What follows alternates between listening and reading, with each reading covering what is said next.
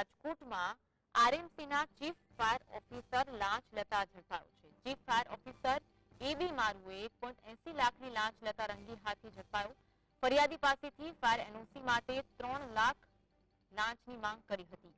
હાલ તો આરોપી એસીબીના સકંજામાં છે. ફાયર એનઓસી માટે ચીફ ફાયર ઓફિસર દ્વારા 3 લાખની માંગ કરવામાં આવી હતી. 1.80 લાખ લાંચ લેતા રંગે હાથે ઝડપી લેવામાં આવ્યો. એસીબી દ્વારા છટકું ગોઠવીને ચીફ ફાયર ઓફિસરને ઝડપી પાડવામાં આવ્યા છે.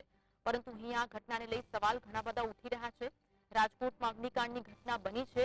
અગ્નિકાંડની ઘટના બાદ પણ અધિકારીઓ સુધર્યા ન હોય તેવું જોવા મળી રહ્યું છે. અગ્નિકાંડની ઘટનામાં 27 નિર્દોષો એ જીવ ગુમાવ્યા હતા, છતાં પણ અધિકારીઓ સુધર્યા નથી. ચીફ ફાયર ઓફિસર નવનિયુક્ત ચીફ ફાયર ઓફિસર છે, હજુ તો ચાર્જ સંભાળીને લગભગ 2 મહિના થયા છે, ત્યારે લાંચ લેતા તેમને રંગે હાથે ઝડપી લેવામાં આવ્યા.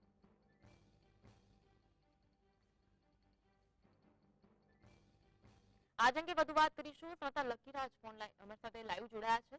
લકી, રાજકોટમાં અગ્નિકાંડની ઘટના બની છે, પરંતુ આ ઘટના બાદ પણ અધિકારીઓ સુધર્યા ન હોય તેવું જોવા મળી રહ્યું છે આ કિસ્સા પરથી.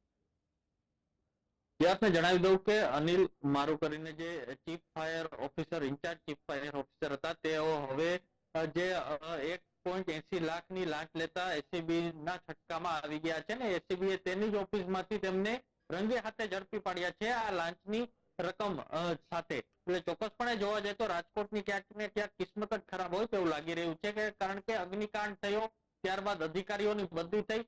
ચીફ ફાયર ઓફિસર જે પૂર્વ હતા તત્કાલીન ચીફ ફાયર ઓફિસર આવી ખેર છે, તેઓ હજુ પણ જેલમાં છે, તેમના જામીન નથી થયા. અને ત્યારબાદ હજી જે 2 મહિના પણ નથી થયા આ જે સમગ્ર કાર્યવાહીને, ત્યાં વધુ એક જે અધિકારી છે લાંચ લેતા પકડાયા છે, અને તે પણ કોઈ અન્ય નાનો સૂનો અધિકારી નહીં, પરંતુ જે કહી શકાય કે ચીફ ફાયર ઓફિસર છે તે જ પાછા પકડાણા છે. એટલે ચોક્કસપણે લાગી રહ્યું છે કે ભ્રષ્ટાચાર હવે રાજકોટમાં ઘર કરી ગયું છે. ત્યારે એસીબીએ સમગ્ર મામલે હાલ તો જે આ લાંચી અધિકારી હતા તેમની ધરપકડ કરીને સમગ્ર મામલે કાર્યવાહી કરવામાં આવી છે. જી આભાર લકી જોડાવા માટે અને માહિતી